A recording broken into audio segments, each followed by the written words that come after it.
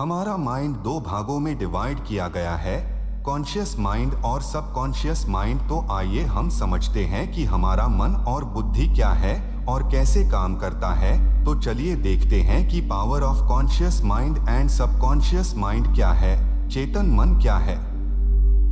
Conscious mind in Hindi, चेतन मन हमारे पूरे माइंड का 10% होता है जब हम कोई भी कार्य कॉन्सेंट्रेट होकर यानी ध्यान देकर करते हैं।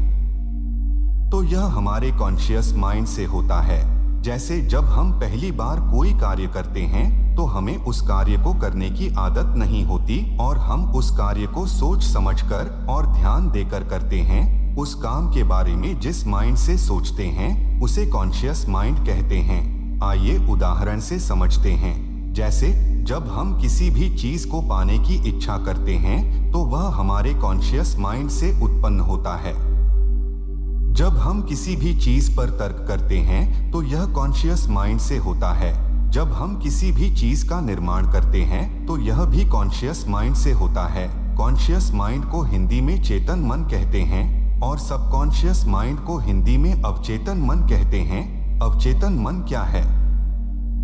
सबकॉन्शियस माइंड इन हिंदी, इसको हिंदी में अवचेतन मन भी कहते हैं और यह हमारे माइंड का 90% भाग होता है। जब हम कोई भी कार्य करते हैं जिसमें हमारी पहले से आदत हो गई होती है तो उसके लिए हमें सोचने की जरूरत नहीं पड़ती, हमारा सब काम अपने आप होता है। तो यह हमारे सबकॉन्शियस माइंड से होता है। आइए उदाहरण से समझते हैं।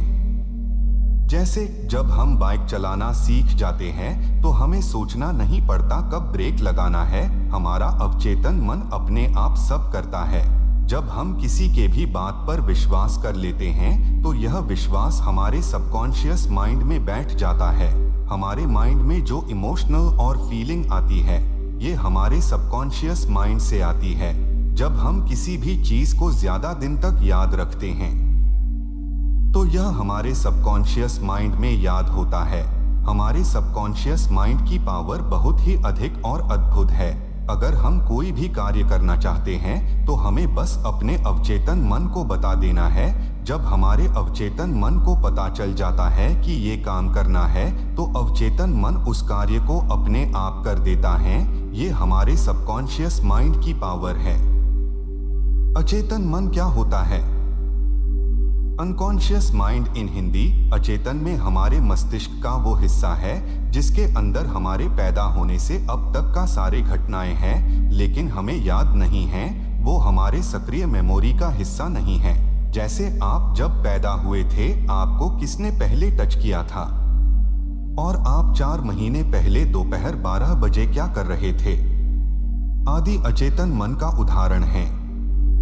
मन के अनमोल वचन, भोग और त्याग की शिक्षा बांस से लेनी चाहिए। बांस पक्षी से जब कोई उसके हक का मांस छीन लेता है तो मरणांतक दुख का अनुभव करता है, किंतु जब वह अपनी इच्छा से ही अन्य पक्षियों के लिए अपने हिस्से का मांस, जैसा कि उसका स्वभाव होता है, त्याग देता है तो वह पर सुख का अनुभव करता है।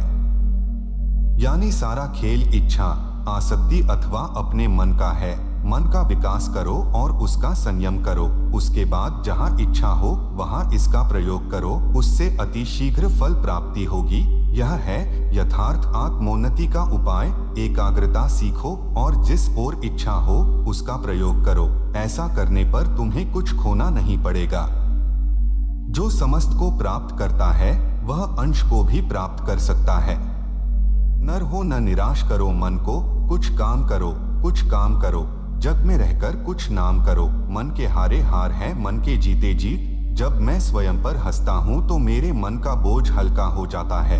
जैसे जल द्वारा अग्नि को शांत किया जाता है वैसे ही ज्ञान के द्वारा मन को शांत रखना चाहिए। मनुष्य की इच्छाओं का पेट आज तक कोई नहीं भर सका है। इच्छा ही सब दुखों का मूल है। यह अपना है और यह पराया है, ऐसी गणना छोटे दिल वाले लोग करते हैं। उदार हृदय वाले लोगों का तो पृथ्वी ही परिवार है। विश्वास हृदय की वह कलम है जो स्वर्गीय वस्तुओं को चित्रित करती है। इंसान जितना अपने मन को मना सके उतना खुश रह सकता है। अतीत पर ध्यान मत दो। भविष्य के बारे में मत सोचो, अपने मन को वर्तमान क्षण पर केंद्रित करो। सभी बुरे कार्य मन के कारण उत्पन्न होते हैं। अगर मन परिवर्तित हो जाए तो क्या अनैतिक कार्य रह सकते हैं? मुझे आशा है कि आपको यह पोस्ट अच्छा लगा होगा और बहुत कुछ अपने माइंड के बारे जानने को मिला होगा, जैसे कि क्या होता है चेतन मन और क्या होता है अवचेतन मन और कैसे ये काम करता है।